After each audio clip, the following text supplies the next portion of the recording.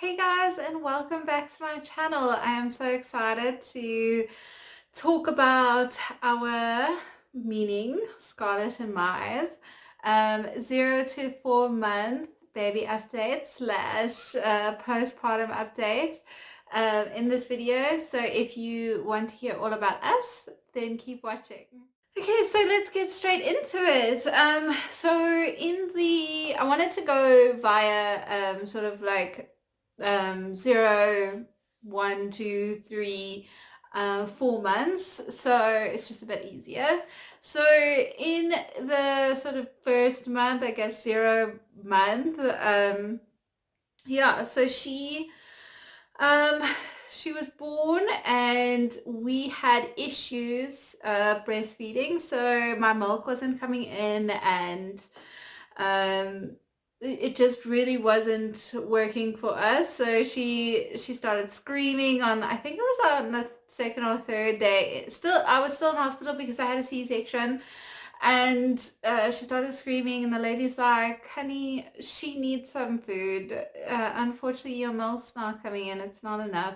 Let us just give her a bottle. So then it was one bottle, and then it was Jessica trying and trying, and it wasn't working. And then eventually my milk came in on day 5, but by that time it was already too late. She had gotten too used to the flow of the bottle, and she didn't want to take the breast. So I tried, and there were some crying sessions. So because we're made to feel quite guilty for not I guess it's what I read about it that was making me feel guilty, because actually so many people were so supportive of the fact that I chose to formula feed my child after I made the decision in my mind, because I was really, really, really battling with it.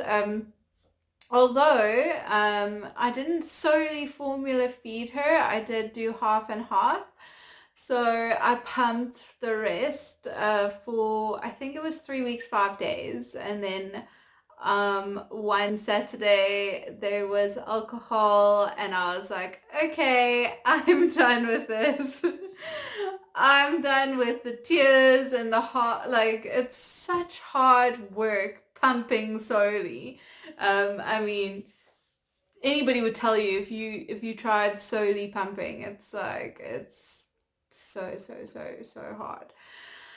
So yeah, I decided that the best thing for me and for the baby, because it was going to affect me majorly, um, is just because my milk also started to decrease massively as well. I was only getting like 10 mils in half an hour, and it wasn't worth it for all the heart, like, I don't know, the heartache, I guess, is what I'm trying to get at. Yeah. So, but you know what? Everybody was so supportive of me. As soon as I made that decision in my mind, everybody was so supportive. Ugh, you get the clinic sisters that, like, or the nurses and stuff like that, that are gonna say, and the old, very, very old school ladies that are like, oh, you should, just keep trying, keep trying. But you know what's best for you. Absolutely. Like, I truly believe that every woman knows what is best for them, and they must really go with what is best for them. That sort of leads me into a couple of other things. So not breastfeeding also comes with a lot of stomach issues. So be prepared for that. So formula-fed babies have a lot of constipation. They need to get used to different formulas. So if the formula is not working, then we had to change it. So yeah, so we had quite a lot of issues with her stomach in general. So whether it was colic or whether it was not colic, we were diagnosed with reflux, or she was diagnosed with reflux, which, if anybody knows what reflux is, it is a horrible thing. It's a silent thing. So basically, it's not easy to diagnose, and in the end, nobody can really tell you whether she actually has it or not. It's just a guess. So she also took medicine for that, but it ended up being that the medicine, she had a reaction to a bad reaction to the medicine, so we had to go off that. So we had to just struggle through the first 3 months. I think around 3 months, 3.5 months, she started like coming down and started like her stomach started finally settling into a good routine, and that's not good news. For I remember being told, no, it'll only last like 3 months, so you just have to get through the first 3 months. It's still 3 months to get through. So yeah, it is really, really something. So yeah, so if your baby is colicky or something, I do suggest seeing the ped, because it can be something to do with reflux as well.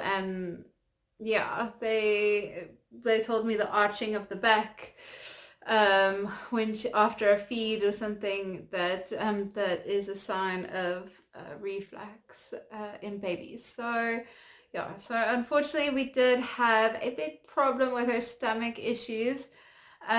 Reflux is not necessarily just in formula-fed babies, so it is in breastfed babies as well.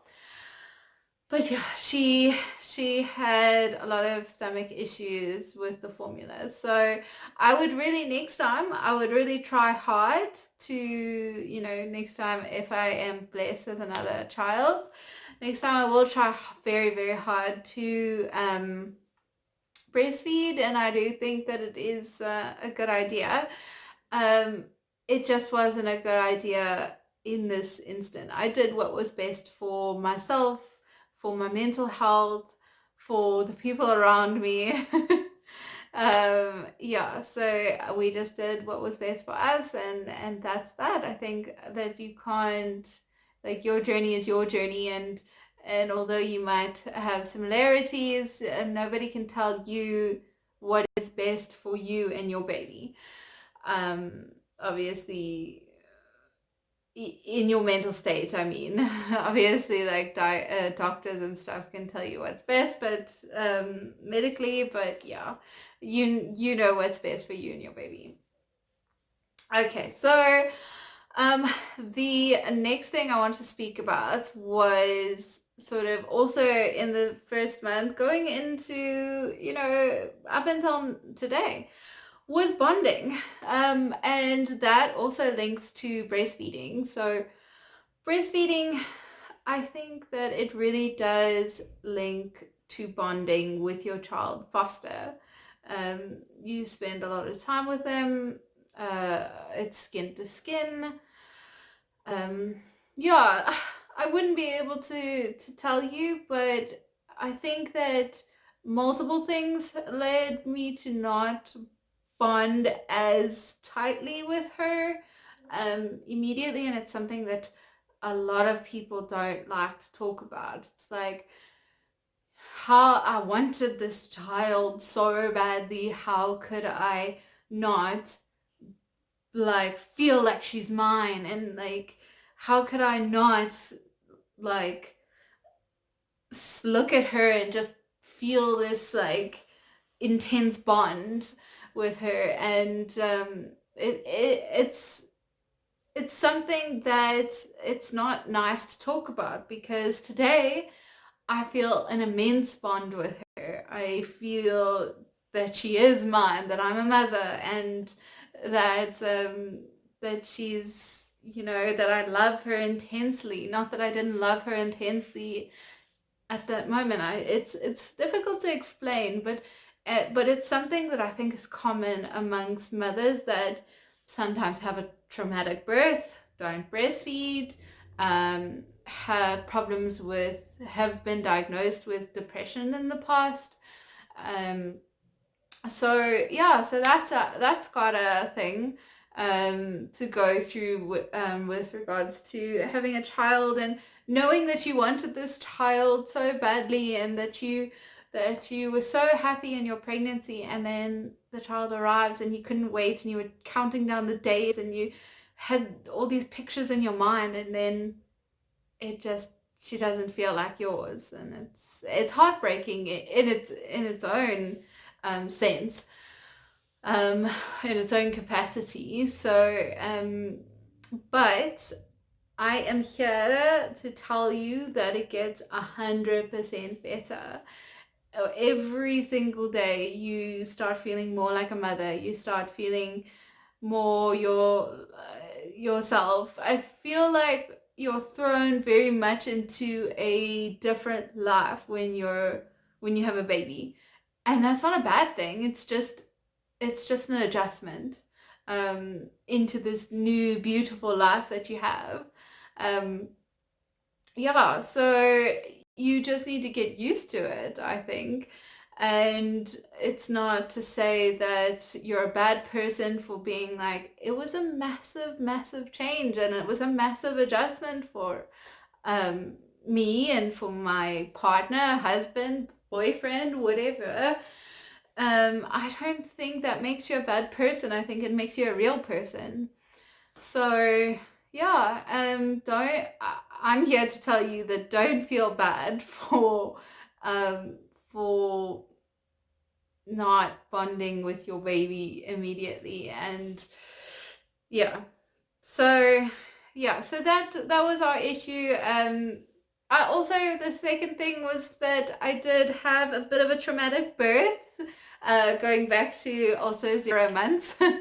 Yeah, so I have this problem where, like, when I have anesthesia, I feel like half of it. It only half numbs me. So I told the guy this beforehand, and he didn't listen, and then it basically, I could feel basically everything. So I think that also was an issue. So if you had a traumatic birth story, I think that could um it help it I don't know, I guess it just hinders the beautiful moment that you see your child. You're just in so much ridiculous pain, and you're about to pass out, and you're about to, like, you feel like you're gonna die kind of thing.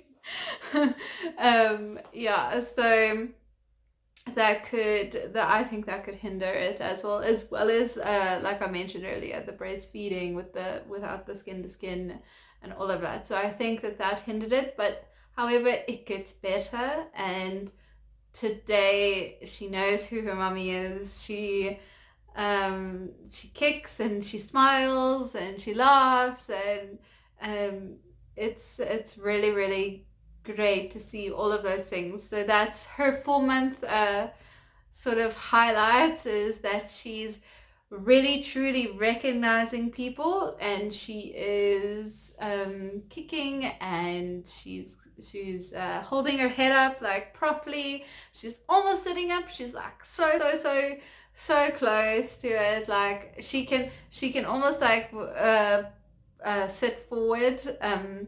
Yeah, so that's something to look forward at the 4 month mark. She smiled at the 6 week mark, I think it was, for the first time. You know, when you're in the beginning, you're just not sure if it's still gas or what it is, but it's quite a nice moment when you realize that she's actually smiling because you've done something to make her smile. Yeah, that's really special. And then um yeah, we